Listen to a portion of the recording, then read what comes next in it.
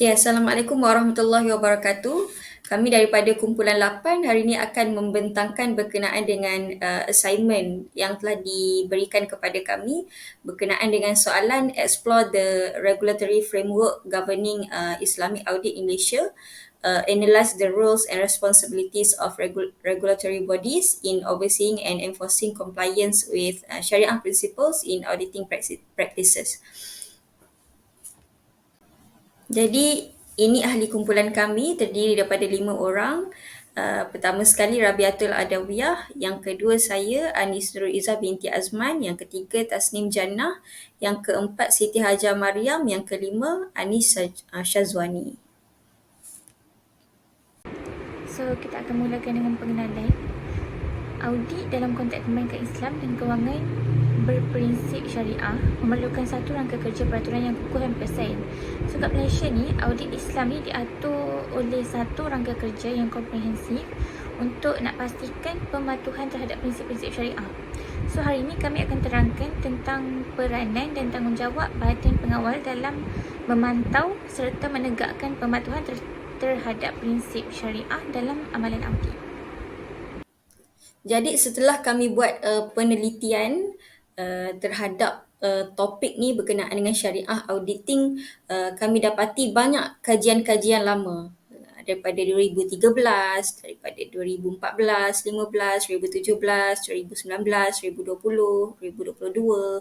Banyaklah kajian yang mana saya dapati daripada penulisan mereka tu ada masalah yang sama dihadapi oleh institusi-institusi kewangan Islam, iaitu berkenaan dengan ketiadaan standard ataupun framework untuk syariah audit yang sepatutnya disediakan oleh pihak kerajaan lah. Okay. Jadi antaranya kami dapati daripada Sheila Ainun Yusof dalam penulisannya pada tahun 2013,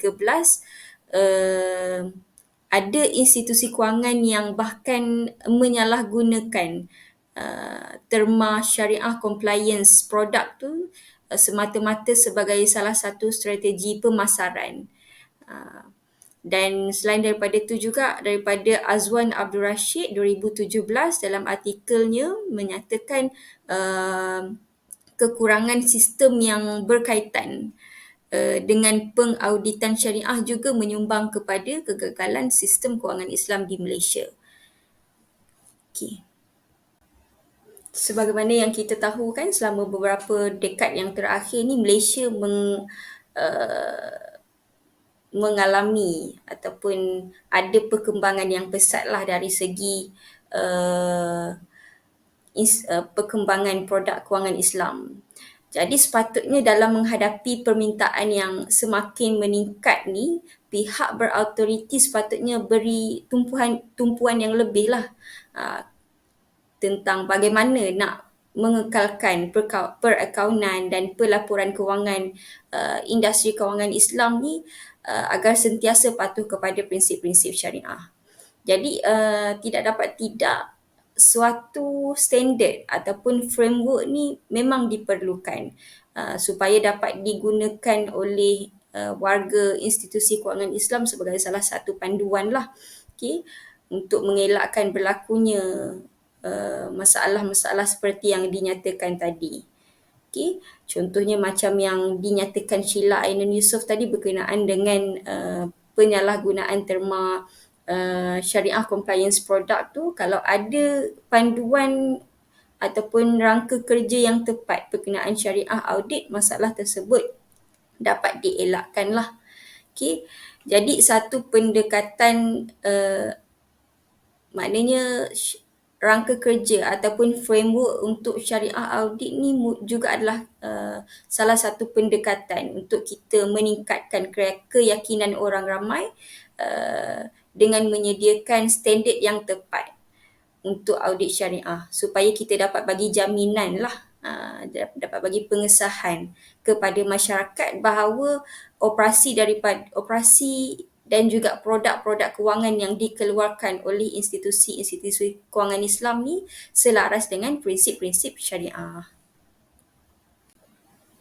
Okay, macam yang saya cakap tadi, banyak kajian yang menyatakan bahawa cabaran yang dihadapi institusi kewangan Islam dalam melaksanakan syariah audit ni adalah disebabkan the absence of the proper framework berkenaan dengan syariah audit. Dan saya buat penelitian, kajian pun memang tidak ada sampai sekarang daripada 2013 tu kan, penulisan Sheila Ainun tadi sampai sekarang tidak ada proper framework yang disediakan oleh kerajaan berkenaan dengan syariah auditing.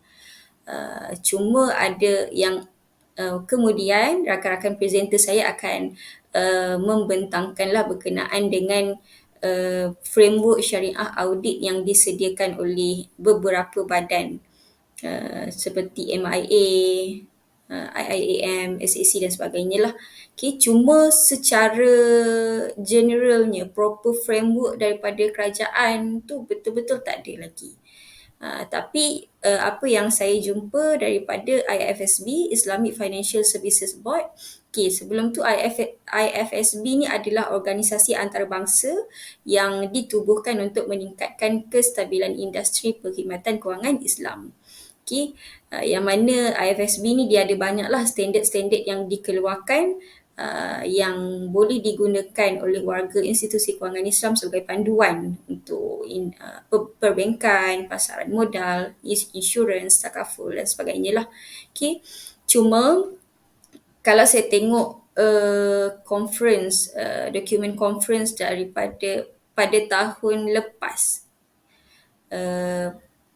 IFSB ada menyatakan pada tahun 2022, IFSB ada menyatakan berkenaan dengan perancangan mereka untuk menyediakan satu framework berkenaan dengan syariah audit, mungkin boleh dikolaborasi bersama dengan OIFI. Cuma yang saya dapati yang terbaru standard dikeluarkan oleh IFSB adalah disediakan berkenaan dengan internal audit.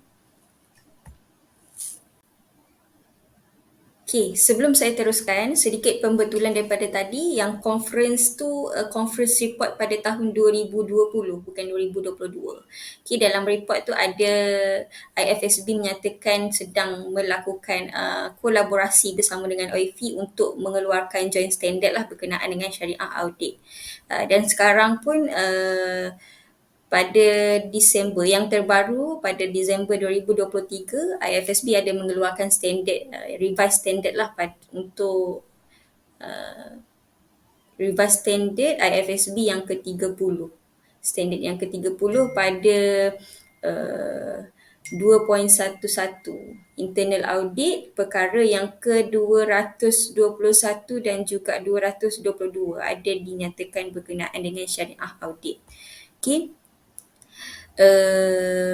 Prinsip tersebut menekankan audit dalaman yang berfungsi sebagai garis pertahanan ketiga untuk menyediakan jaminan independent assurance kepada jawatan kuasa dan SSB agar dapat memastikan keberkesanan proses tadbir urus dalam sistem kewangan Islam dapat dihasilkan.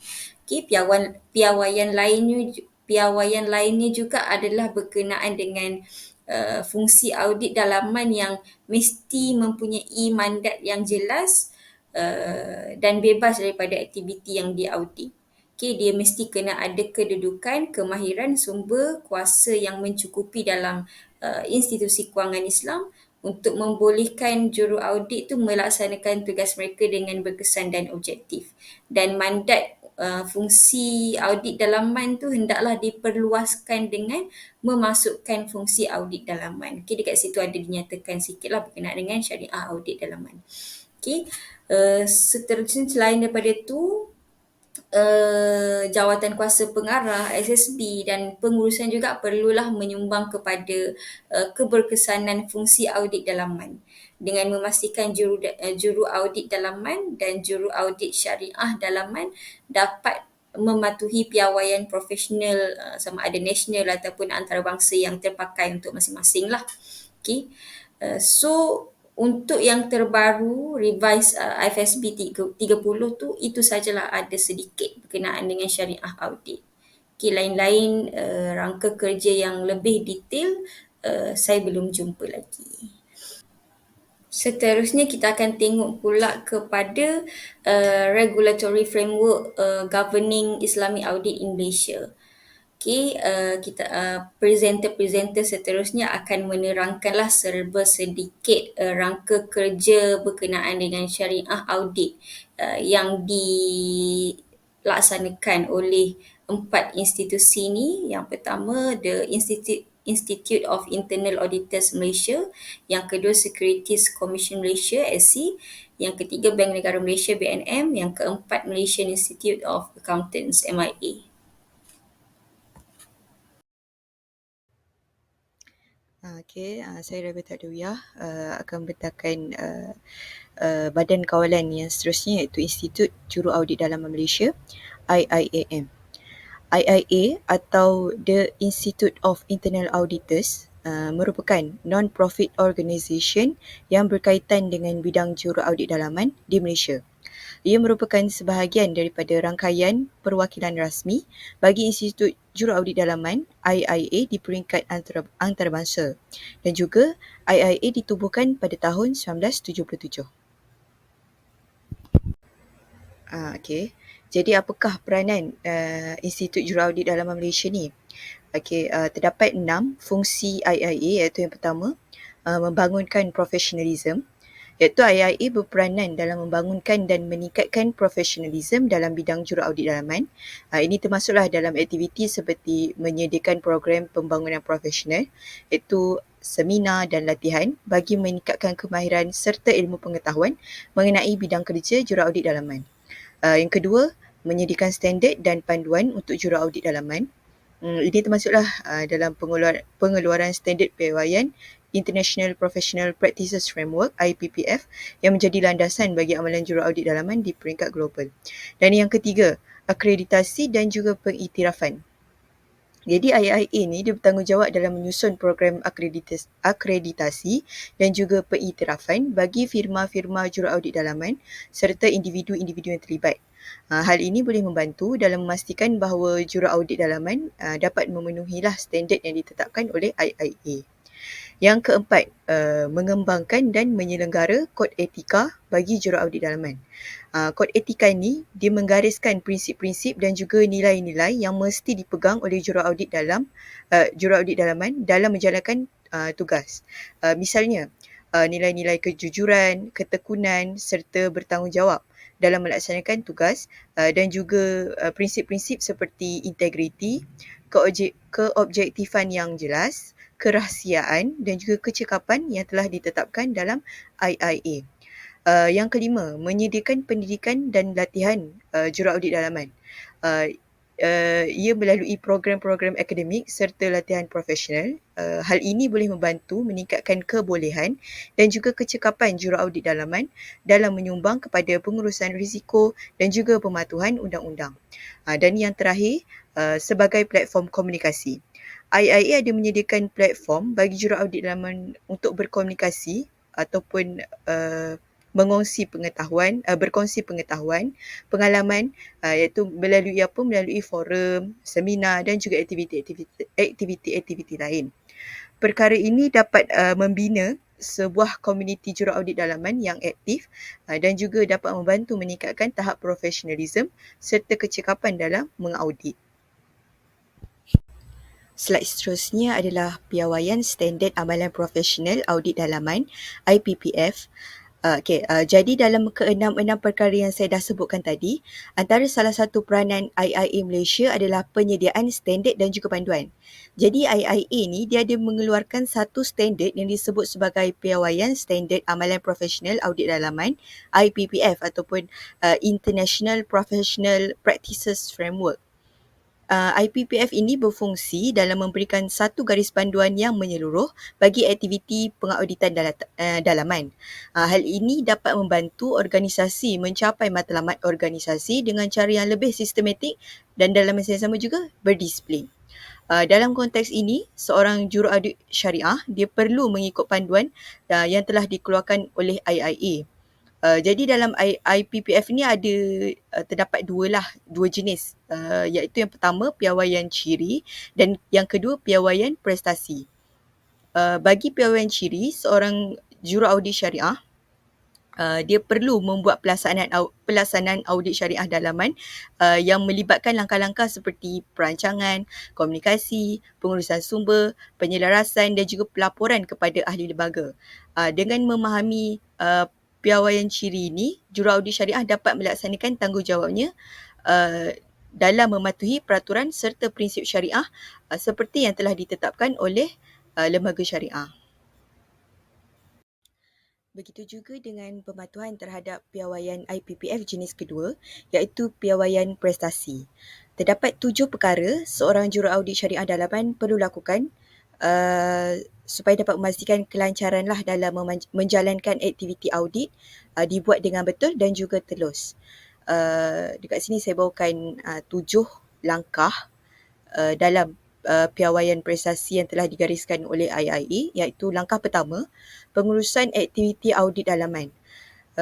Dalam langkah ini, juruaudit perlu merancang bagaimana mereka akan melakukan audit, iaitu dengan berkomunikasi dengan pihak yang terlibat, menguruskan sumber daya seperti kaki tangan audit dan juga membuat dasar serta prosedur untuk memastikan audit berjalan dengan lancar.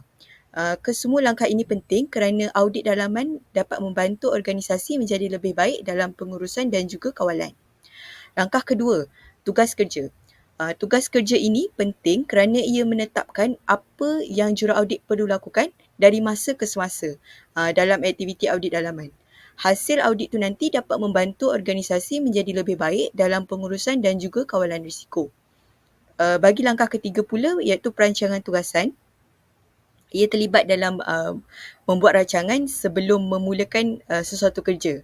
Jadi juruaudit ni dia mesti faham apa yang mereka perlu lakukan, berapa lama ia akan mengambil masa dan berapa banyak sumber yang mereka perlukan sebelum mereka bermula. Dan langkah yang keempat, pelaksanaan tugasan. Ini adalah langkah di mana juruaudit mula melakukan kerja sebenar mereka. Mereka perlu mencari, analisis, menilai dan juga catat maklumat yang mereka perlukan untuk membuat penilaian yang baik. Langkah seterusnya, langkah kelima, iaitu pelaporan hasil. Selepas selesai, juruaudit perlu berkongsi hasil kerja mereka. Ini termasuk memberitahu pihak yang terlibat mengenai apa yang mereka temui, memberikan cadangan untuk memperbaiki keadaan dan juga memberitahu langkah-langkah apa yang boleh diambil. Dan seterusnya, pemantauan perkembangan. Setelah audit selesai, juruaudit perlu memastikan bahawa langkah-langkah yang dicadangkan itu dilaksanakan. Mereka perlu memastikan bahawa organisasi telah memperbaiki apa-apa yang perlu diperbaikilah. Dan yang terakhir, pelaporan berkaitan penerimaan risiko. Ini adalah tentang bagaimana juruaudit melaporkan jika mereka mendapati bahawa risiko, iaitu sesuatu yang boleh memberi kesan negatif dalam organisasi, terlalu tinggi.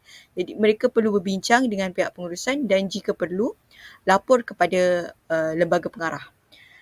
Oleh itu, secara kesimpulannya, kesemua langkah-langkah ini boleh membantu sesebuah organisasi itu menjadi lebih baik dalam mengendalikan aktiviti pengurusan serta dapat mengelakkan daripada menghadapi risiko-risiko yang tidak diingini.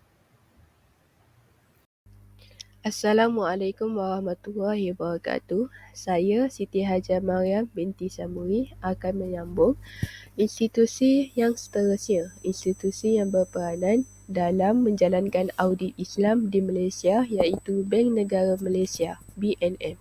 BNM adalah bank pusat ataupun bank reserve di Malaysia yang berperanan sebagai badan yang bertanggungjawab untuk mengawal polisi kewangan negara dan negeri-negeri di bawahnya. Ia ditubuhkan pada 1959 dan pernah bertindak sebagai juru bank dan kemudian peranannya dikembangkan lagi sebagai pengeluar mata wang negara dan penasihat kerajaan dalam hal ehwal kewangan negara. Tujuan rangka kerja tadbir urus syariah oleh Bank Negara Malaysia adalah bertujuan untuk dijadikan sebagai garis panduan struktur, proses dan peraturan pengurusan bagi institusi kewangan Islam dalam memastikan kesemua operasi dan aktiviti perniagaan selari dengan syariah Islamiah. Ianya bersifat menyeluruh dan merangkumi 6 bahagian iaitu keperluan am, pemantauan, accountability dan tanggungjawab, kemandirian, kecekapan dan kerahsiaan serta pematuhan dan fungsi penyelidikan syariah. Bank Negara Malaysia mengaplikasikan two-tier syariah governance iaitu infrastruktur yang mengandungi dua komponen penting. Yang pertama, Syariah Advisory Council dipanggil SAC oleh BNM dan yang kedua Syariah Supervisory Board SHC yang perlu ditubuhkan dalam semua institusi kewangan Islam.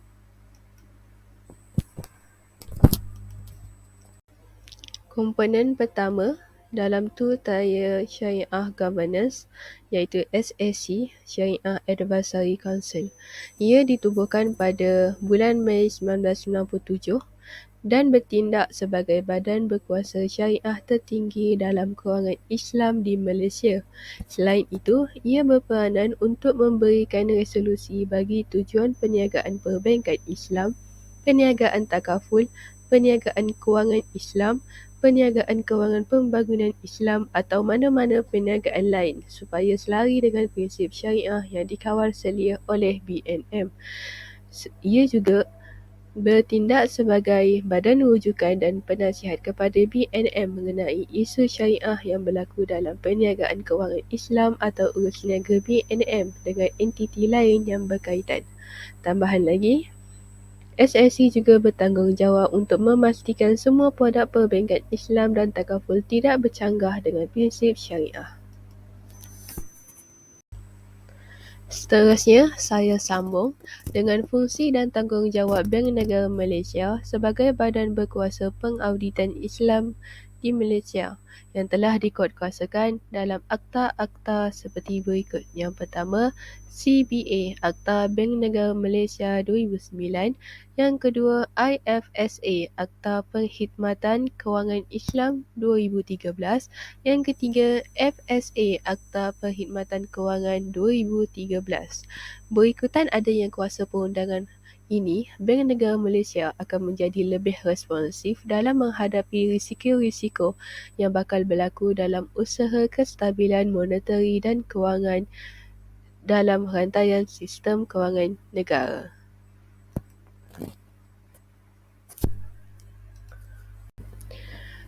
Akta yang pertama iaitu Akta Bank Negara Malaysia 2009. Menurut akta ini, SAC diberi status sebagai badan berautoriti tunggal dalam isu syariah berkaitan perbankan Islam, takaful dan kewangan Islam.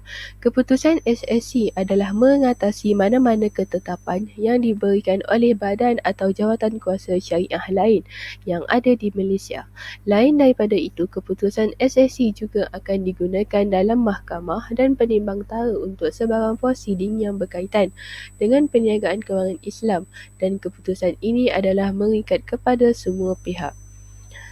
Dalam usaha SAC untuk mengawal selia institusi kewangan Islam mengenai isu yang timbul berkaitan syariah dan tadbir urus korporat, BNM telah mengeluarkan beberapa garis panduan mengenai yang pertama, resolusi Majlis Penasihat Syariah Bank Negara Malaysia. Di sini, ia dapat memudahkan institusi kewangan Islam membangunkan produk kewangan dengan menyediakan rujukan dalam perkara syariah dan menggalakkan penyelarasan tafsiran syariah dalam industri kewangan Islam.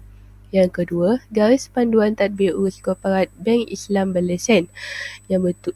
Di sini, BNM bukan sahaja menetapkan prinsip yang luas dan piawaian yang minimum tetapi juga keperluan khusus untuk tadbir urus korporat yang kukuh. Ini dapat memastikan bank Islam diuruskan dengan selamat dalam pengambilan aktiviti yang berisiko, memaksimumkan pulangan pemegang saham dan melindungi kepentingan semua pihak. Yang ketiga, garis panduan tadbir urus jawatan kuasa syariah bagi institusi kewangan Islam. Dan yang keempat, rangka kerja tadbir urus syariah untuk institusi kewangan Islam. Akta yang kedua iaitu Akta Perkhidmatan Kewangan Islam 2013. Menurut bahagian 2, objektif objektif pengawalseliaan dan kuasa dan fungsi. Objektif pengawalseliaan utama Akta Perkhidmatan Kewangan Islam 2013 ini adalah untuk menggalakkan kestabilan kewangan dan pematuhan syariah yang mana akan membentuk yang pertama keselamatan dan kekukuhan institusi kewangan Islam, yang kedua integriti dan keteraturan fungsi pasaran wang dan pasaran pertukaran wang asing Islam, yang ketiga keselamatan, kecekapan dan kebolehpercayaan sistem pembayaran dan instrumen pembayaran Islam, yang keempat keadilan, kebertanggungjawabaan dan perlakuan perniagaan institusi kewangan Islam yang proporsional. Selain itu, akta ini berobjektif untuk berusaha melindungi hak dan kepentingan pengguna perkhidmatan dan produk kewangan Islam, di mana Bank Negara Malaysia mempunyai kuasa untuk menentukan standard mengenai perkara-perkara syariah.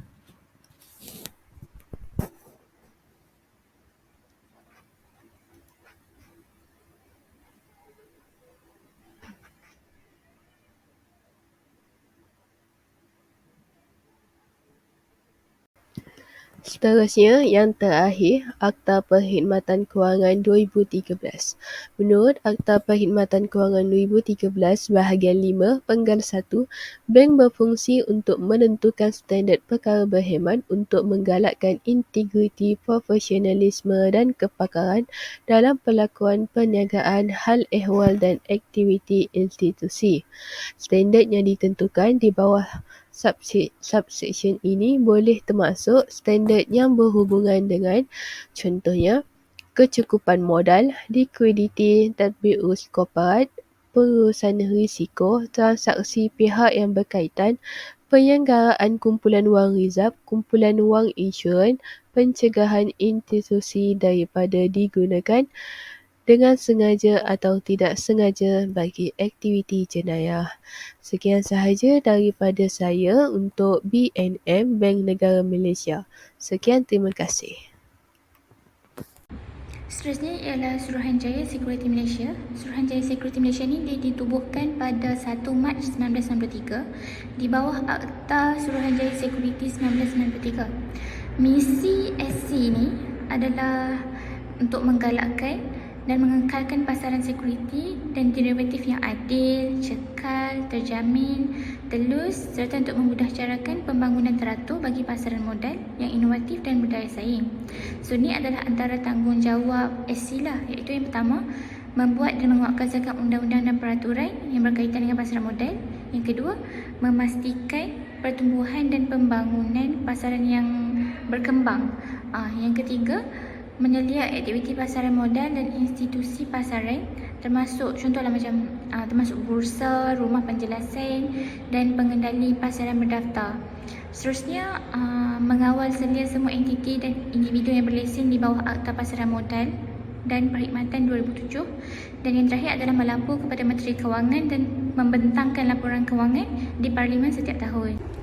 Ini merupakan bidang tanggungjawab bagi Suruhanjaya Security Malaysia lah. Yang pertama, untuk membangunkan keseluruhan pasaran modal dan segmen pasarannya, seperti contohnya macam pasaran equity, pasaran bond dan sukuk, modal Islam, pengurusan dana, derivatif dan platform berasaskan pasaran dan perkhidmatan lain.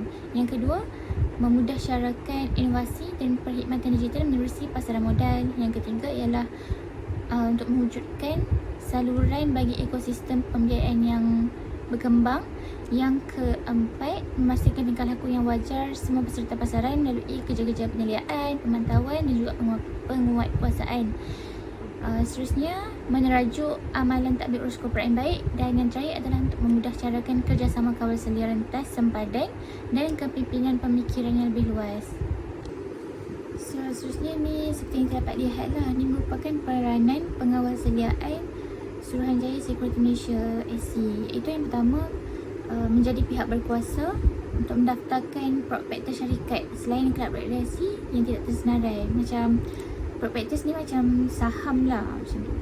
Selain itu, dia menjadi pihak berkuasa yang meneluskan terbitan bond korporat dan juga mengawal selia semua perkara berkaitan sekuriti dan kontrak niaga hadapan, mengawal selia pengambil alihan dan percantuman syarikat, mengawal selia semua perkara yang berkaitan dengan skim wili amanah, melesenkan dan menyelia semua individu berlesen, menyedia bursa, rumah penjelasan dan depository pusat, menggalakkan pengawas sediaan sendiri dan juga memastikan tata laku yang wajar dalam kalangan institusi pasaran dan individu. Seterusnya adalah pematuhan terhadap prinsip syariah, iaitu macam mana SC ni dia nak pastikan syarikat-syarikat tersenarai itu adalah patuh syariah. So, macam saya cakap tadi, SC ni kan adalah organisasi yang mengawal sedia aktiviti pelaburan institusi kewangan. So dia akan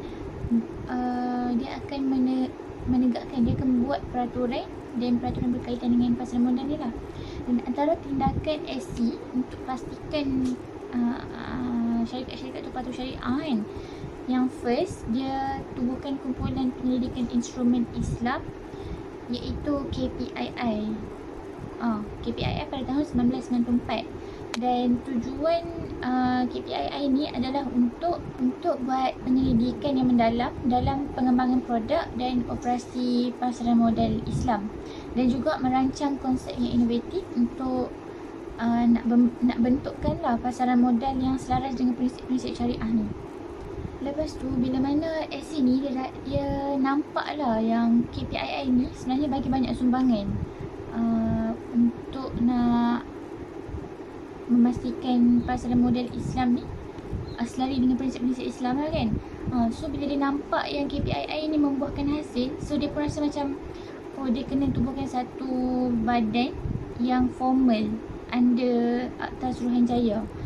So dia pun tubuhkan Majlis Penasihat Syariah pada tahun bertarikh pada 16 Mei 1996, dan objektif MPS ni adalah untuk menyediakan input kepada SC untuk mewujudkan sistem pasaran modal yang menyeluruh dan mengharmonikan pandangan syariah terhadap isu-isu dalam pasaran modal Islam, pasaran modal lah macam tu.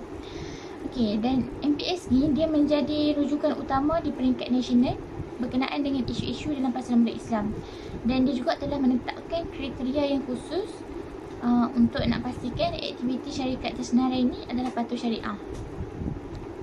Okey, ini merupakan kriteria-kriteria khusus yang MPS SC dah tetapkan lah, yang mana untuk memastikan aktiviti syarikat tersenarai ini adalah patuh syariah.